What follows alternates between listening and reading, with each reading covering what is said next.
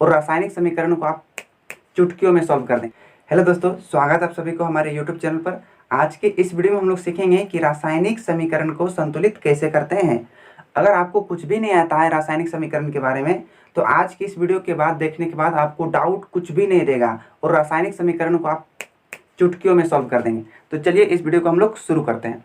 तो यहाँ पर देख सकते हैं कुछ हम एग्जाम्पल लिए हैं, तो एग्जाम्पल के थ्रू आपको हम समझाएंगे। ये हम 3 गो लिए हैं, बाद में हम 3 गो लेंगे तो आपको समझ में आ जाएगा, है कि नहीं। इससे पहले से आप लोग को एक रिक्वेस्ट है, ये जो आपके पास जो है ना तत्वों का संकेत कम से कम आपको याद होना चाहिए। जैसे hydrogen, helium, lithium, beryllium, boron, carbon, nitrogen, oxygen, इस तरह का याद होना चाहिए तत्वों का संकेत। जैसे हाइड्रोजन को हम बड़ा एच से लिखते हैं, मतलब कैपिटल अक्षर से लिखते हैं, हम लोग स्मॉल लेटर से नहीं लिखते, याद रखिएगा। जैसे नाइट्रोजन को हम लोग कैपिटल अक्षर में एन लिखते हैं, ना कि हम लोग स्मॉल लेटर से एन लिखते हैं, ये गलत चीज़ हो जाएगा। ये चीज़ आपको ध्यान रखना चाहिए। सोडियम का होता है संकेत Na होता है, ना कि हम लोग छोटा Na, मतलब स्मॉल लेटर से Na नहीं होता है, ये चीज़ याद रखिएगा, है ना। सल्फर का होता है S, ना कि छोटा s होता है। इसके बाद होता है पोटेशियम का होता है K, ना कि छोटा k होता है। ये एक चीज़ याद रखना है ना, हमेशा कैपिटल अक्षर का यूज करना है। शुरू वाला अक्षर कैपिटल होना चाहिए, बाद वाला स्मॉल लेटर होना चाहिए, एक चीज़ याद रखना है। जैसे हीलियम होता है H, बाद वाला कैपिटल नहीं देंगे, छोटा देंगे। तो शुरू वाला क्या होता है कैपिटल, बाद वाला होता है छोटा। इस तरह से तत्वों का संकेत याद होना चाहिए। जैसे आपको कोई बोलेगा Ca, तो Ca का मतलब क्या हो जाएगा, कैल्शियम। ये चीज़ आपको पहचान में आना चाहिए, तो आप इसी तरीके से कर पाएंगे, है ना।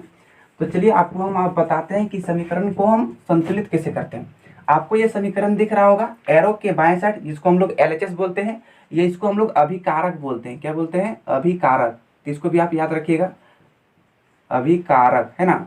यानी LHS यानी एरो का चिन्ह के बाएं साइड वाला जितना भी है इसको बोलते हैं अभिकारक, और एरो के चिन्ह के दाहिना साइड है इसको हम लोग बोलते हैं उत्पाद। इसको क्या बोलते हैं, उत्पाद बोलते हैं। इसको भी आप याद रखिएगा, है ना।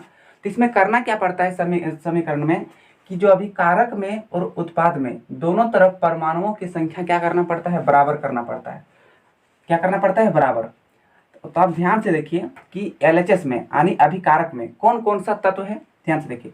Fe एक तत्व है, एक ग्रुप में है, देखिए ध्यान से, एक ग्रुप में है, तो Fe को हम एक ग्रुप में रखते हैं, है कि नहीं। संतुलित करने के लिए हम आइडिया बता रहे हैं एकदम बहुत ही इजी तरीके से। आप देखिए H2 यानी हाइड्रोजन है, और ऑक्सीजन, ये दोनों तत्व अलग अलग तत्व है, लेकिन ये दोनों एक ग्रुप का है। ये दोनों क्या है, एक ग्रुप का है। देखें ध्यान, मतलब H2O एक साथ है, तो यहाँ H2O एक साथ लिख दिए, है कि नहीं। अब चलिए हम लोग देखते हैं ये जो Fe3 है, अब ये उत्पाद में देखिए Fe3 और O4 ये एक ग्रुप का है। ध्यान से देखिए, के ग्रुप का है, एक ग्रुप का है। चलिए ठीक है। अब H2 ये क्या है, केवल एक ग्रुप का है। मतलब ग्रुप वाला को एक साइड में लिखिएगा तत्वों को पहचान कर। चलिए हम लिख लिए। अब इसमें हम मिलाते हैं कि है या नहीं है परमाणुओं की संख्या। जैसे देखिए यहाँ पर Fe मतलब होता है लोहा, तो लोहा यहाँ पर कितना है, एक ठो है। यहाँ कितना है, एक ठो। लेकिन यहाँ लोहा कितना है, 3 ठो है। देखिए तो यहाँ लोहा कितना है, 3 ठो है कि नहीं। क्या है, अभिकारक में और उत्पाद में लोहों की संख्या बराबर है, लोहों की परमाणु संख्या एकदम बराबर नहीं है। तो क्या करेंगे, यहाँ 3 ठो है और यहाँ लोहा 1 ठो है, तो इसके पीछे हम 3 गुना कर देंगे। कितना गुना कर देंगे, 3। देखिए याद रखिएगा, हम पीछे लगा सकते हैं, इसके हम नीचे कभी नहीं लगाइएगा। नीचे यहाँ लगाएंगे तो गलत हो जाएगा, है कि नहीं। क्योंकि ये द्रव्यमान संरक्षण के नियम के अनुसार हम रासायनिक समीकरण को सॉल्व करते हैं। ये द्रव्यमान संरक्षण अलग नियम है। द्रव्यमान संरक्षण का नियम ये कहता है कि किसी भी रासायनिक समीकरण में हम परमाणुओं को ना तो हम निर्माण कर सकते हैं, ना ही विनाश कर सकते हैं, अतः हम पुनर्जुगाड़ कर सकते हैं। तो यहाँ हम क्या कर सकते हैं, पुनर्जुगाड़। यहाँ यदि देंगे तो निर्माण हो जाएगा। तो आप देखिए 3 गो लोहा यहाँ भी हो गया और 3 गो लोहा यहाँ भी, है ना। अब देखिए यहाँ कितना ऑक्सीजन है, 4 गो ऑक्सीजन है। कितना ऑक्सीजन है, 4 गो, है ना। O4 नीचे, तो यहाँ 4 गो है, 4 ठो है। और यहाँ पर कई गो ऑक्सीजन है, यहाँ पर 1 ठो ऑक्सीजन है। अगर इसके पीछे हम यदि 4 लगाएंगे तो 4 गो ऑक्सीजन यहाँ भी हो गया और 4 गो ऑक्सीजन यहाँ भी हो गया, ठीक है। लेकिन जैसे यहाँ 4 लगाए तो ये H2O भी तो बढ़ गया ना। देखो यहाँ पहले यहाँ H2 कितना था, 2 गो, और यहाँ कितना आया, 4 गो, तो ये 6 गो नहीं होगा, ये गुना हो जाता है। क्योंकि ध्यान से देखिए, अगर किसी भी चीज़ के पीछे तरफ में हम यदि लगाएंगे, जैसे H और 2 है, तो ये दोनों क्या हो जाता है, नीचे और ऊपर गुना हो जाता है। तो यहाँ देखिए 4 और 2 कितना हो जाएगा, 8। इसका मतलब ऑक्सीजन कितना हो जाएगा, 8, सॉरी हाइड्रोजन। और यहाँ पर ऑक्सीजन कितना हो जाएगा, 4। और यहाँ पर Fe कितना हो जाएगा, 3, है कि नहीं। अब यहाँ भी Fe कितना है, 3, और ऑक्सीजन यहाँ पर कितना है, 4। अब देखिए मिला के लोहा 3 ठो है, लोहा 3 ठो है कि नहीं। अब देखिए हाइड्रोजन यहाँ पर 8 गो हो गया, हाइड्रोजन तो यहाँ पर 2 ठो है, तो इसको क्या करेंगे हम 4 से मल्टीप्लाई कर देंगे। 4 गुनी 2, देखिए ऊपर और नीचे वाले वाला गुना हो जाता है, याद रखिएगा। तो 4 दूनी कितना हो जाएगा 8, तो यहाँ भी 8 हो गया। ऑक्सीजन यहाँ पर 4 ठो है, यहाँ भी ऑक्सीजन 4 ठो है, इसका मतलब यह समीकरण मेरा संतुलित होगी। अब देखना पड़ेगा तो केवल हम क्या क्या यहाँ बदलाव किए। देखिए H2O में हम 4 लगाए, तो H2O में यहाँ पर हम 4 लगा देंगे, है कि नहीं। Fe3 में 3 लगाएं, यानी Fe वाला में, तो यहाँ पर हम 3 लगा देंगे। देखो H2O वाला हम 4 लगाएंगे, तो यहाँ पर H2O वाला हम कितना लगा देंगे 4। बस यह समीकरण मेरा क्या हो जाएगा संतुलित हो जाएगा। इसका कोई जरूरत नहीं है, इसको रफ में जाकर कर लीजिएगा, है कि नहीं। इस प्रकार से दूसरा नंबर क्वेश्चन को देखिए, ये भी बड़ी इजी है। देखिए ये Mg यहाँ पर है, तो इसको Mg का Mg नॉट में लिख सकते हैं, ये एक ग्रुप का है ना। और O2 यहाँ पर ये एक ग्रुप का है। Mg के गो है एगो, और यहाँ पर O2 कितना है 2 ठो है, कितना ठो है 2 ठो, है कि नहीं। अब चलिए यहाँ पर इसको देखते हैं, Mg और O अलग अलग तत्व है, अलग अलग जगह लिखेंगे, लेकिन ये एक ग्रुप का है, ध्यान से देखिए। तो इसको एक ग्रुप में लिखेंगे, ये तो समझ में आ रहा है ना। चलिए उम्मीद कर रहे हैं कि आप लोग समझ रहे होंगे। तो ध्यान से देखिए इसको आप कैसे करेंगे। इसमें देखिए अभिकारक में मैग्नीशियम कितना है 1 ठो है, इधर भी 1 ठो है।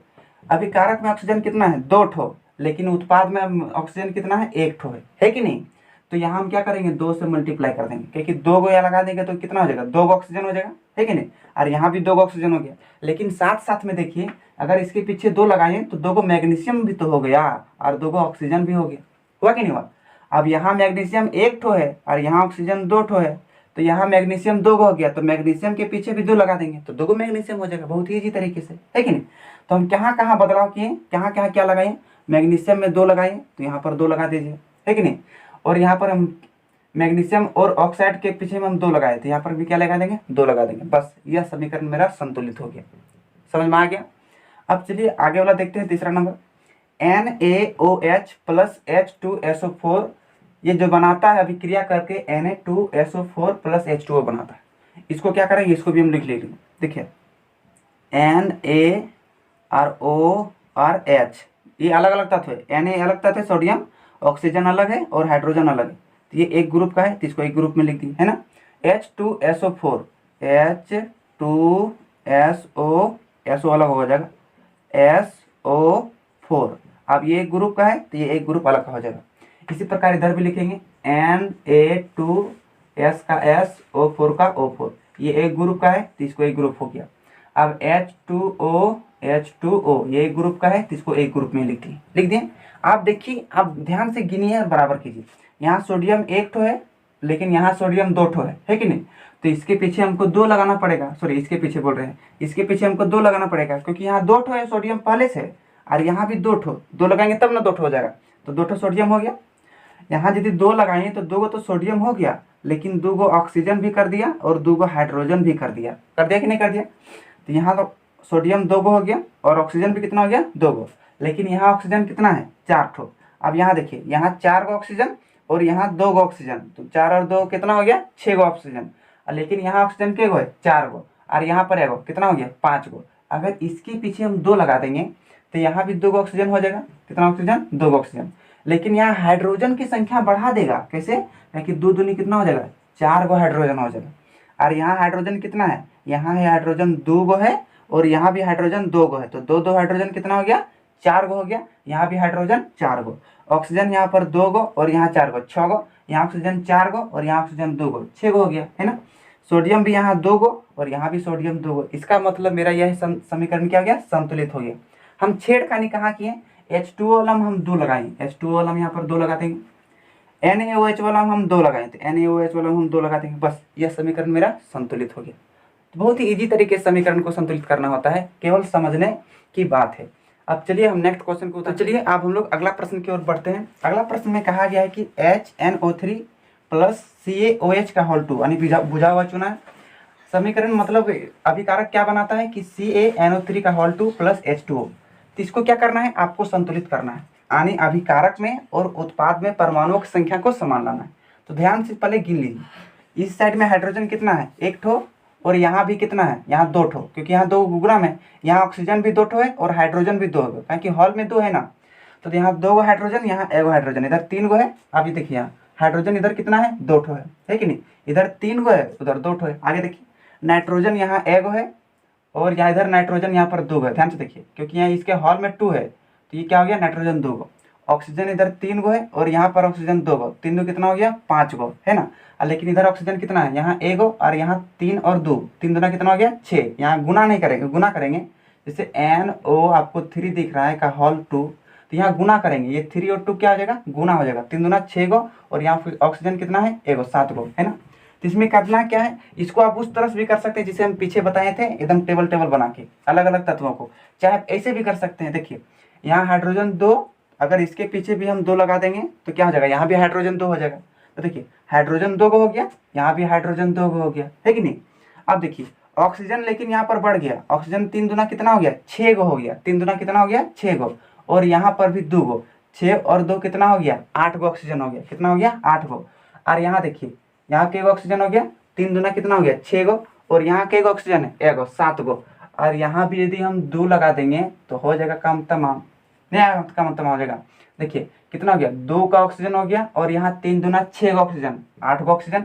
अब देखिए यहाँ पर 2 गो ऑक्सीजन और यहाँ 3 दूना 6 गो, 6 2 कितना हो गया, 8 गो ऑक्सीजन। ऑक्सीजन तो बराबर हो गया, लेकिन हाइड्रोजन की संख्या में गड़बड़ हो गया। देखिए यहाँ हाइड्रोजन 2 गो और यहाँ 2 गो, कितना हो गया, 4 गो। यहाँ हाइड्रोजन देखिए 2 दूनी 4 गो, यहाँ भी 4 गो हो गया हाइड्रोजन, है कि नहीं। यहाँ 2 गो और यहाँ 2 गो, 4 गो हो गया। अब देखिए ऑक्सीजन तो हो गया, नाइट्रोजन देखिए, नाइट्रोजन यहाँ कितना है, 2 ठो है, इधर भी नाइट्रोजन कितना हो गया, 2 ठो हो गया, क्योंकि NO3 का हॉल 2 है ना, तो NO3 का हॉल 2 मतलब ये 2 गो और नाइट्रोजन भी हो गया।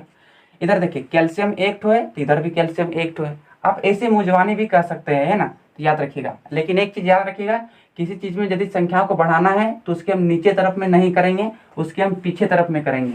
है कि द्रव्यमान संरक्षण का नियम कहता है कि न तो हम किसी भी रासायनिक अभिक्रिया में परमाणु संख्या को निर्माण कर सकते हैं, ना ही विनाश कर सकते हैं, अतः परमाणुओं की संख्या को जुगाड़ किया जाता है।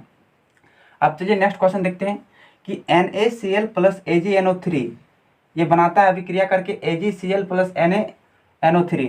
देखिए यहाँ सोडियम 1 ठो है और इधर भी सोडियम 1 ठो है, यहाँ क्लोरीन 1 गो है, इधर भी क्लोरीन 1 गो है ना, दोनों तरफ तो बराबर है। यहाँ चांदी 1 ठो है तो यहाँ भी चांदी 1 ठो है, चांदी मतलब होता है Ag। अब देखिए यहाँ नाइट्रोजन 1 ठो है, यहाँ भी नाइट्रोजन 1 ठो है, यहाँ ऑक्सीजन 3 गो है, यहाँ भी ऑक्सीजन 3 गो है। मतलब यह समीकरण मेरा पहले से संतुलित है। अगर इसको आप आंसर लिखना चाहते हैं तो हूबहू जैसे का तैसे आप उतार सकते हैं, इसमें से कोई दिक्कत नहीं। तो प्यार पहले ध्यान से देख लेना है कि यह समीकरण संतुलित है या नहीं है। चलिए नेक्स्ट क्वेश्चन देखते हैं। BaCl2 प्लस H2SO4 रासायनिक करके मतलब अभिक्रिया करके बनाता है BaSO4 प्लस HCl। यहाँ भी मिला के देखते हैं, यहाँ बेरियम के गो 1 ठो, यहाँ भी बेरियम के गो 1 ठो, क्लोरीन कितना है 2 ठो, यहाँ क्लोरीन कितना है 1 ठो। लेकिन आप ध्यान से देखिए ये संतुलित नहीं है, यहाँ क्लोरीन 2 गो है लेकिन यहाँ क्लोरीन 1 गो है। अगर इसके पीछे हम 2 लगा देंगे तो यहाँ भी क्लोरीन कितना हो जाएगा, 2 गो, और यहाँ भी क्लोरीन 2 गो, बराबर हो गया। लेकिन यहाँ 2 लगाइए तो 2 हाइड्रोजन भी तो हो गया ना, 2 हाइड्रोजन हो गया, और यहाँ 2 हाइड्रोजन यहाँ भी है। सल्फर यहाँ 1 गो, सल्फर यहाँ 1 गो, ऑक्सीजन यहाँ पर 4 गो, ऑक्सीजन यहाँ पर 4 गो। अब देखिए मेरा समीकरण संतुलित हो गया। बहुत ही इजी है समीकरण को संतुलित करना। तो आप लोग ये वाला क्या कीजिएगा, HW में खुद से कर लीजिएगा। अगर कमेंट सेक्शन में हो सके तो कमेंट बॉक्स में जवाब देने का कोशिश कीजिएगा, है ना। तो उम्मीद करते हैं कि आज का क्लास यानी रासायनिक समीकरण को संतुलित कैसे करना है आप इजी तरीके से सीख गए होंगे। अगर कहीं पर भी डाउट रहा तो नीचे कमेंट बॉक्स में कमेंट कीजिए, हम नेक्स्ट वीडियो में इसको हम फिर से अच्छी तरीके से बताने का प्रयास करेंगे। तो आपको ये वीडियो कैसा लगा अपना राय कमेंट बॉक्स में ज़रूर से ज़रूर देना है, और इस वीडियो को अपने दोस्तों तक शेयर करना है। अगर यह वीडियो आपको अच्छा लगा तो एक प्यारा सा लाइक कर दीजिएगा, और आप चैनल पर नए हैं तो चैनल को सब्सक्राइब कर दीजिएगा और साथ में घंटा को भी दबा दीजिएगा। इससे क्या होगा, हमारे आने वाले हर एक वीडियो का नोटिफिकेशन सबसे पहले आप तक पहुंच सके। तो चलिए फिर मिलते हैं किसी अगले वीडियो के साथ, तब तक के लिए धन्यवाद।